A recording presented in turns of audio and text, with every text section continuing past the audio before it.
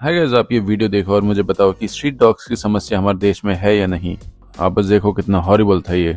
एक छोटा बच्चा जिसको एक कुत्ता अटैक करता है और गैंग के सारे कुत्ते बाहर निकल आते हैं अपने साथी के साथ उस छोटे से बच्चे पर अटैक करने के लिए। देखो, कई लोगों को गलत फहमी होती है, कई लोगों को एक मेंटल इलनेस हो जाती है जिसमें वो कुत्तों में या फिर किसी भी चीज में बहुत ज्यादा आसक्ति कर लेते हैं, उसमें इमोशंस ढूंढने लगते हैं। वो कहते हैं कि कुत्ते भी तो जीव हैं। जीव तो सब होते हैं, जीव तो मच्छर भी होते हैं, जीव तो कीड़े मकोड़े भी होते हैं। और ये बात सही है, ज्यादातर ह्यूमंस अपने इमोशन से, अपने भावनाओं से चलते हैं। जिस चीज में जितनी भावना करोगे उसमें आपको वो चीज आपको दिखने लगेगी। लेकिन उसके साथ साथ हमें यह भी नहीं भूलना चाहिए कि कुत्ते एसेंशियली एक हंटिंग स्पीशीज है जिसका हमारी सिविलाइजेशन में, जिसका हमारे स्ट्रीट्स पर कोई काम नहीं है। स्पेशली ऐसी स्ट्रीट्स जहां पर हमारे छोटे छोटे बच्चे सड़कों पे घूमते हैं, खेलते हैं अपने फ्रेंड्स के साथ। फिर कुछ लोग कहते हैं कि no no, dogs are part of nature, dogs को भी जीने का अधिकार है। तो फिर सरकार मच्छर मारने की दवाई क्यों छिड़कती है? अगर कुत्ते भी नेचर का पार्ट हैं तो फिर सांप भी तो नेचर का पार्ट है, उनको क्यों नहीं सड़कों पे घूमने दिया जाता? Because they are dangerous to our human civilisation.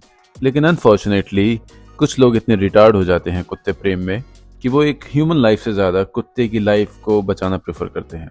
आपने देखा होगा किस तरह से रात को कई लोग अपनी बड़ी बड़ी गाड़ियों में कुत्तों के लिए खाना भर कर ले जाते हैं और भी तरह तरह की चीजें सर्व करते हैं। हम एक ऐसी सोसाइटी में रह रहे हैं जहाँ पे इंसानों के न्यूट्रिशन से ज्यादा कुत्तों के न्यूट्रिशन का ध्यान रखा जाता है। एंड आई नो कुछ लोगों को मेरी बातें बुरी लग सकती हैं, बट सच ये है कि नेचर ने कुत्तों को इंसानों के ठेके पर नहीं रखा है।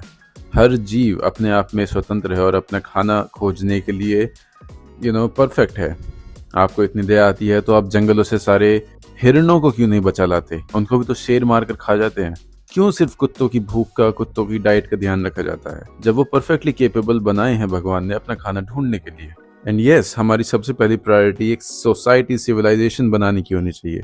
ऐसी सोसाइटी और सिविलाइजेशन जहाँ पर एक बच्चा, एक बूढ़ा, एक बेचारा इंसान को 10-15 कुत्ते मिलकर मार ना सके, वो आज़ादी से अपनी गलियों में घूम सके, सड़कों पर खेल सके।